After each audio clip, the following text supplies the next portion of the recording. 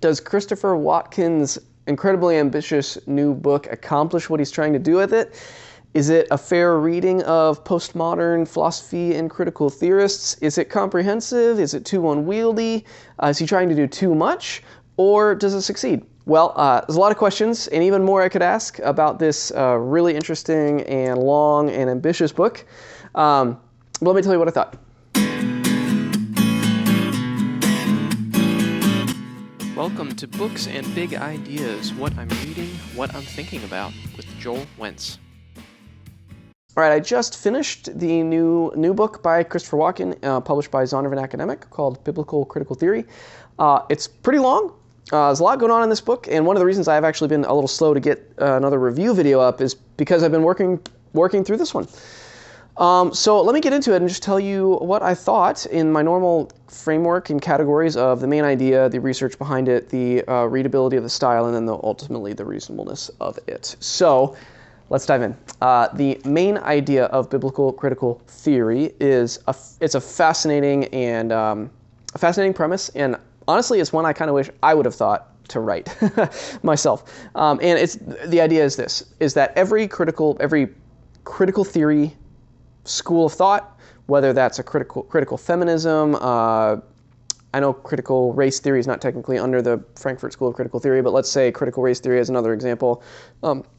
Really any of the kind of branches of postmodern cultural theories and critical theories, all the ways that those splinter out into different camps. Each body of work, each kind of stream of thought of critical theory has a tool of analysis. So if that's critical feminism, it's going to adopt a certain lens on the world through gender. If it's race, it's going to adopt a certain lens on the world through race and racial experiences and racial categories, so on and so forth. Every critical theory has a lens through which it looks to be critical, to critique, to examine culture. Every critical theory has a lens. And Chris Watkin's idea here is pretty simple, which is, what if we took the Bible as a lens through which to critique modern culture? What if we stood alongside other critical theorists and academics and simply used the full witness of the Bible, the full narrative of the Bible, as a tool of critical analysis on our culture today? What if we used it to turn the lens on ourselves? That's the premise. That's the main idea. It's in some ways simple, in some ways really deeply complex, but that's what he is attempting to do. And he's attempting to do it as an academic who is pretty well-read and well-versed in critical theorists like Derrida, Foucault, so on and so forth. So he's not doing it as someone who is not read or tangled with critical theory, broadly speaking. That's the main idea. The research behind it, I've already alluded to some of this, but Watkin is an academic, and he is quite well read, I would say, and a fair reader of texts, ranging from some of those postmodern thinkers I just mentioned to others like Nietzsche. And then within the Christian world of thought, I would say, I want to nuance this a little bit, but I would say it's a little difficult to wrap your mind around a text this ambitious, and the sources that Watkin is drawing on.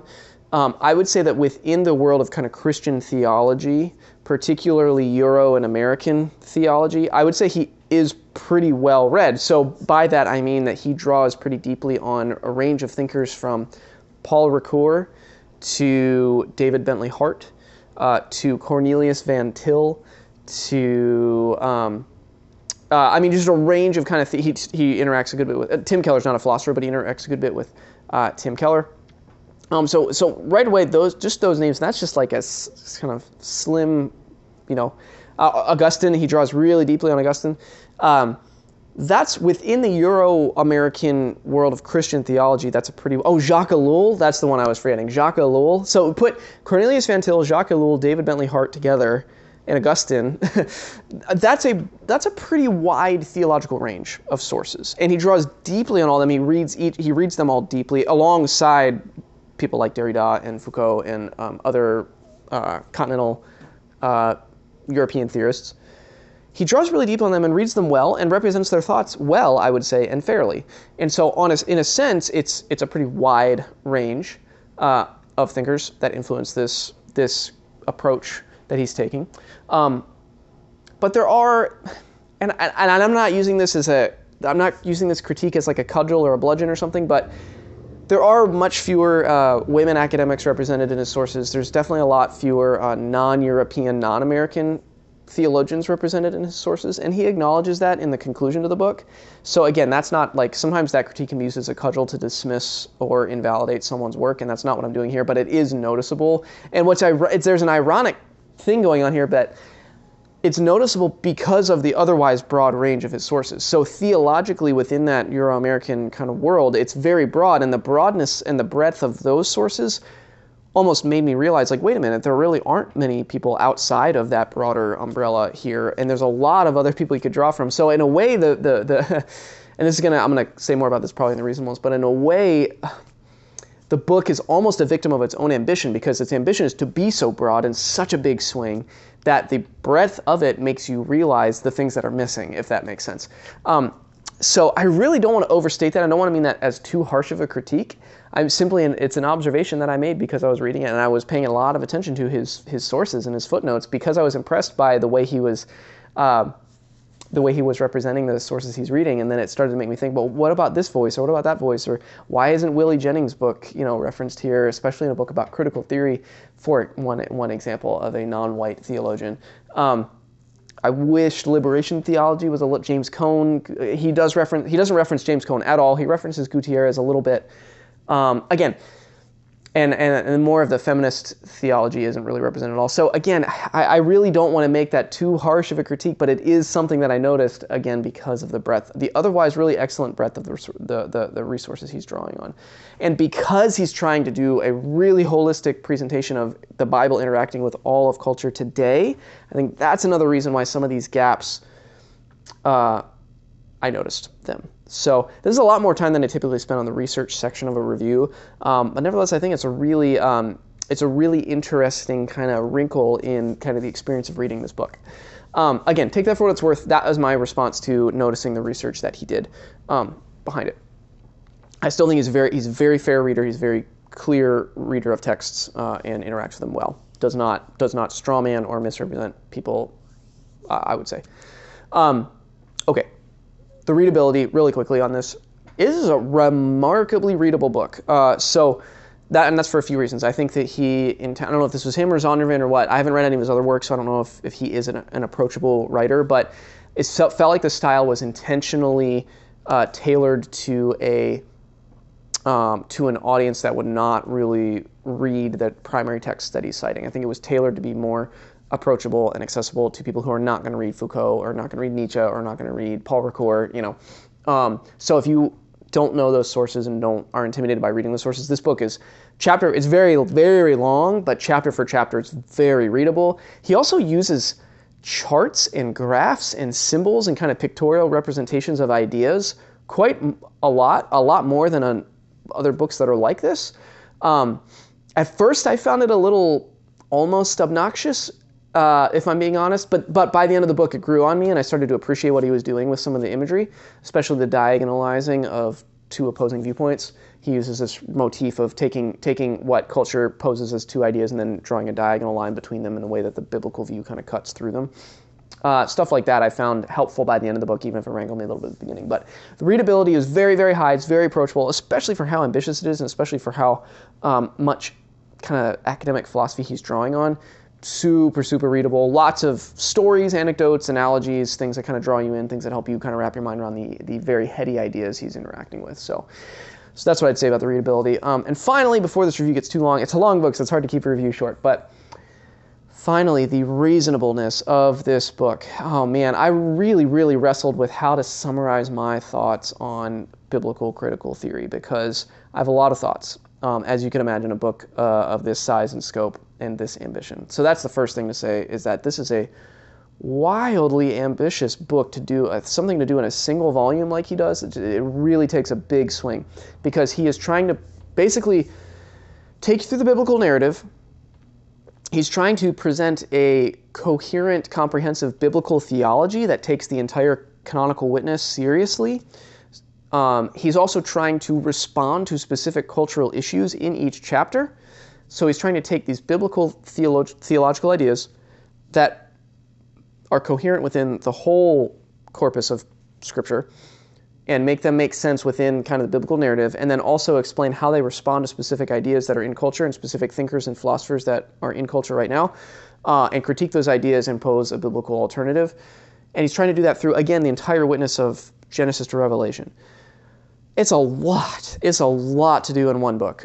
There's a lot of books that just try to do the story. There's a lot of books that try to just do a biblical theology. There's a lot of books that take, frankly, a single idea in one of his chapters and do an entire book or book series on that idea. And he's trying to do it and move through in a readable style through an entire volume. And so this is why, to the extent I just want to say I really appreciated this book, and I did come out really liking it, and I'm going to keep it. And I'm going to importantly refer to it in the future. I'm going to reread certain chapters. So I don't want what I'm about to say to come off as too critical, because I actually have a very positive view of this book at the end of the day.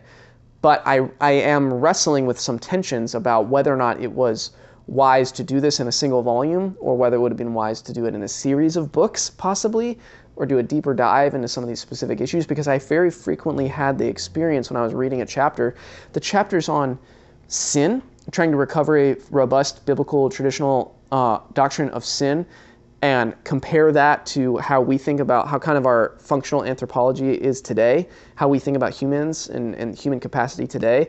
The chapters on that stuff were really good.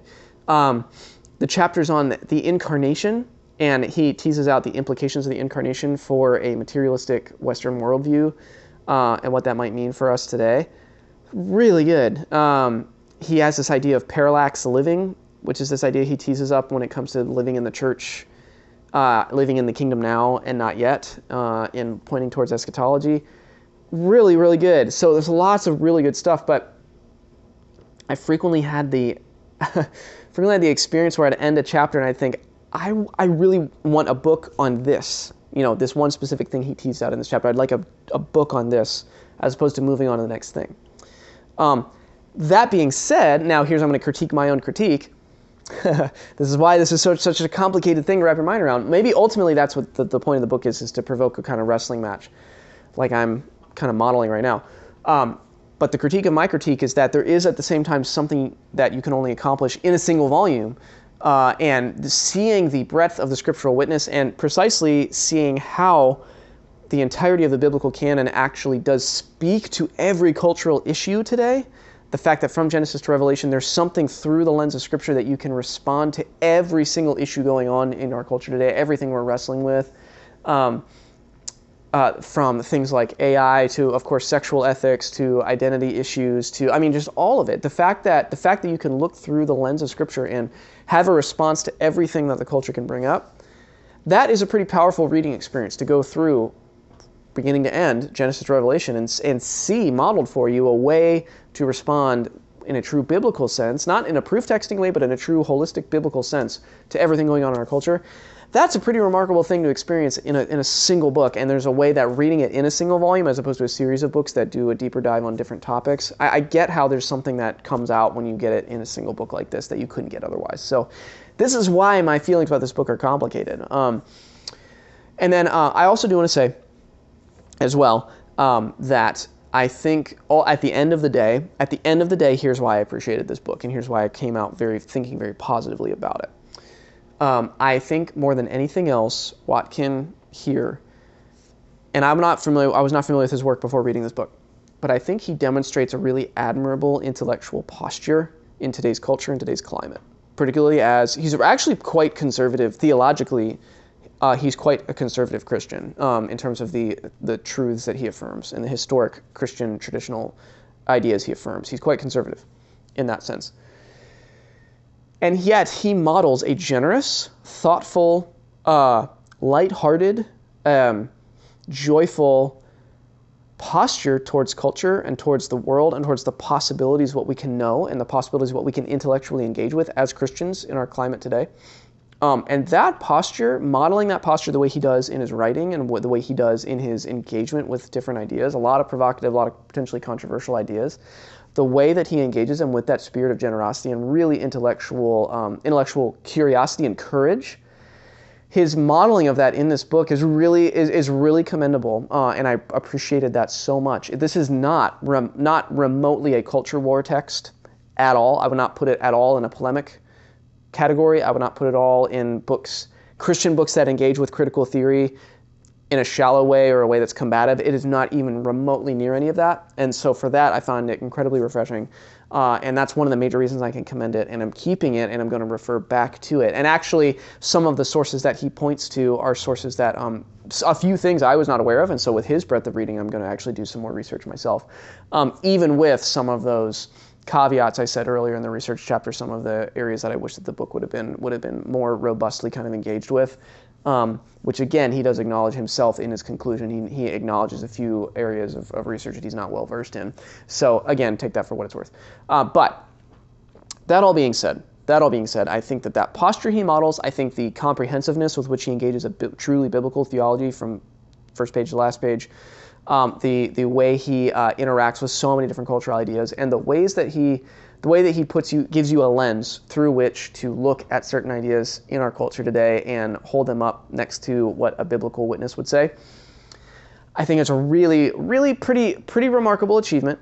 I think judging it next to its ambition, I think it largely succeeds in its very, very, very bold and kind of it's a big swing. It's a big, bold swing, and I think it largely connects, largely works. This is a little bit longer of a review than what I typically do, but I had to really wrestled my opinion in this one to the ground. So there's a lot going on in biblical critical theory by Chris Watkin and Zondervan Academic. But if this is a book, a lot of people are talking about this book. A lot of people reviewed it very positively. So I know that there's a lot of people thinking about it and kind of reacting to it. So I wanted to do this and give you a sense whether or not this would be something that you might be interested in. I actually, to be honest, I would wonder if a non-Christian would read this, and if you are someone who's not a person of faith but are interested in a lot of these big ideas, I wonder if someone like that would actually appreciate this book because of the kind of intellectual posture he takes. It's a posture of depth and serious thinking. But nevertheless, if you are Christian, I think, and if you are interested in deep thinking, and if you are tired of shallow intellectual engagement, especially in the evangelical world, I think that you will really appreciate what Watkin has accomplished here. So there you go. Those are my thoughts on the massively ambitious in scope Biblical Critical Theory by Chris Watkin. So if you picked this book up, I'd love to hear your opinions on it. If you have other books that are like this that you'd recommend to me or to others who are watching this channel, please post them. Let me know. I always love to hear that kind of feedback. And as always, I hope that you found something here worth thinking on, worth reflecting further on, that's provoked some reflections of your own. Thank you so much for watching.